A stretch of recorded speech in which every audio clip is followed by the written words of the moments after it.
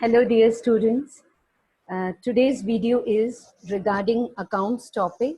There's an account called fixed assets and accumulated depreciation. This is a very nice concept. So in this video, I want you all to learn perfectly the concept of fixed assets and accumulated depreciation.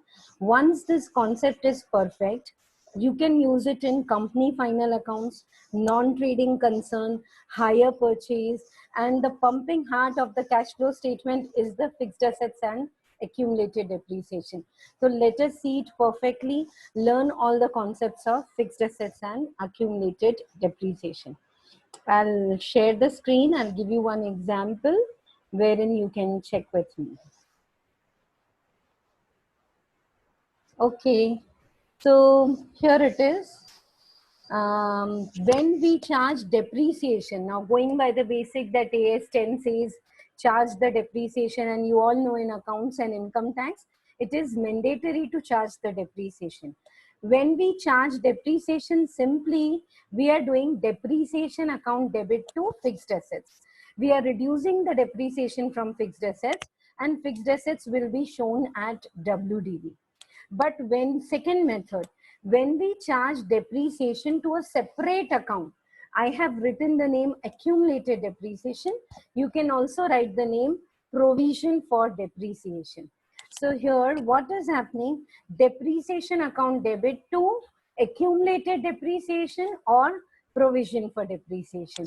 Here in the second method, my asset account is maintained at its historical cost. Okay, that's not disturbed because I'm not crediting the dividend, and dividend will be charged separately in the accumulated depreciation account. This is very simple.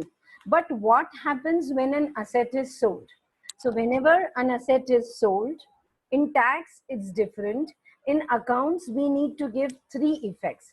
The first effect is in accumulated depreciation account or provision for depreciation account, over the period you have accumulated depreciation of the asset which is sold. So when an asset is sold, transfer the accumulated depreciation from that account, debit that, and credit it to the fixed assets account. Because in fixed assets account, the asset which is sold is at its original cost. So if you credit the accumulated depreciation, you will get the WDV. So first effect is bring it to its WDV the day it is sold. Second is, shall we charge depreciation till the date? Yes. In accounts, if I sell the asset on 30th June, I have to charge depreciation for April, May, June. Next is credit the sales value by bank, and then you get profit and loss. If it is a profit, it will come on the debit side of the fixed asset. If it is a loss, it will come on the credit side. Let us take a small example with this, and that will make it very clear. Okay, let us see. I have picked up this problem. See now, I have already prepared 3 accounts. Let me link up. I hope the screen is clear. I'll enlarge it more so that you can zoom in and check. And any doubts you have, please put it in the comment box. I have seen so much experience in the class test paper corrections that it is only this fixed assets and accumulated depreciation which goes wrong for student.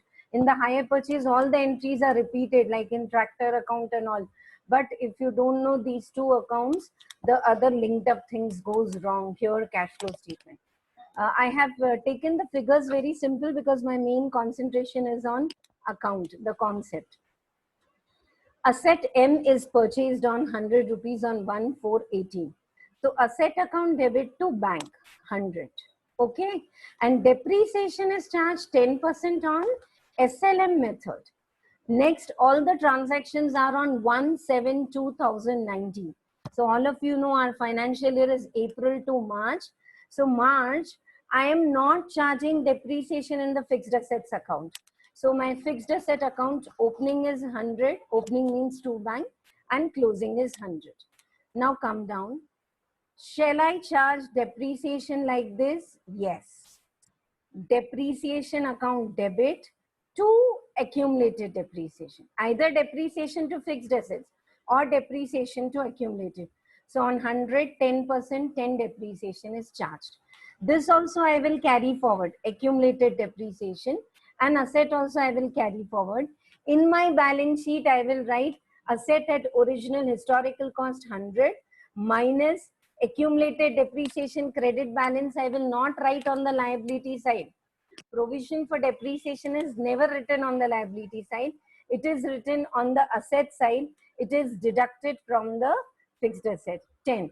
So that finally the presentation in the balance sheet is same, 90. Whether I credit it in the asset account or whether I show in the separate account, the presentation in the balance sheet is same. So this is over, and you all know depreciation is an expense account. We transfer it to profit and loss account. Now next year, opening balance of asset is 100. I have purchased one more asset on 70. Okay, let it be there only. And now, just 2 minutes. I am transferring the original asset M is sold for 30. Okay, so now asset M is sold on 30 on 31st March 2020. So now what is happening, that I have sold the first asset. Let us go one by one. There are two assets. I have sold the first asset. So now for the 2018, I have charged the depreciation and that is accumulated. Now 2019 and 20. Shall I charge the depreciation on M, first asset? Yes. So how much is my accumulated depreciation here related to the asset M sold? 20. So this 20, this is the most important part. You accumulate the depreciation over the years. The year when asset is sold, you have charged the depreciation till the sale. For March 1910, for March 2010. Now 20 rupees depreciation you credit to the fixed assets account. Is this clear to all of you? Once you credit accumulated depreciation 20 to the fixed assets account, automatically you are getting the WDV. What is the WDV of the asset which is sold as on the date of sale? 80. Is this clear to all of you? 100 and then 20, I got WDV. We never do original cost minus sale value. We always do WDV minus sale value.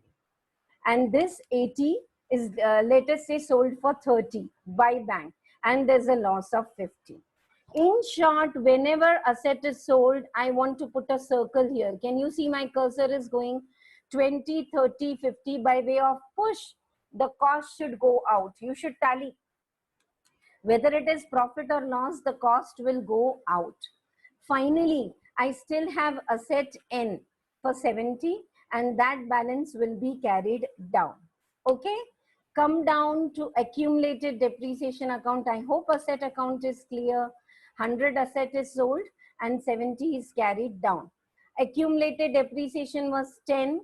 Then this year again I charged depreciation 10 and 20. This is the most important part, because now there's no point in carrying the accumulated depreciation. So empty it, debit it and credit it to the fixed asset in the year when asset is sold. And then the new asset is purchased on 70 on 1/7/2019. So related to that, 5.25 depreciation is carried forward. What will come in your balance sheet? 70 minus 5.25. Okay. Last then, depreciation last year 10 was transferred to P&L. This year 10 is the depreciation on the original asset and 5.25 is the depreciation on the next asset. Both are transferred to P&L account. Take your time, make these accounts, take this problem down in your notebook from my video and make all the accounts. If you have any doubt, ask me. And make sure these are the postings at least once, make sure you write the journal entries. Fixed assets account debit to bank, depreciation account debit to accumulated to fixed asset when you sell the assets, bank to fixed assets, PML to fixed assets, like that. The sequence of entries, if you make it clear, I'm telling you, there's nothing in hire purchase in partial and full repossession problems also. They are very easy actually. But then the students are stuck up in the depreciation part, if part of the asset is sold. So make this perfect. And this is a student suggestion. I have made this video on the concept of fixed assets and accumulated depreciation. Do check it in the non-trading concern in the company final accounts in cash flow statement. If you have any doubt, put it in the comment box. And if you like the video also, put it. And I'll come up with more such conceptual videos for accounts, tax, costing. Thank you so much, all of you.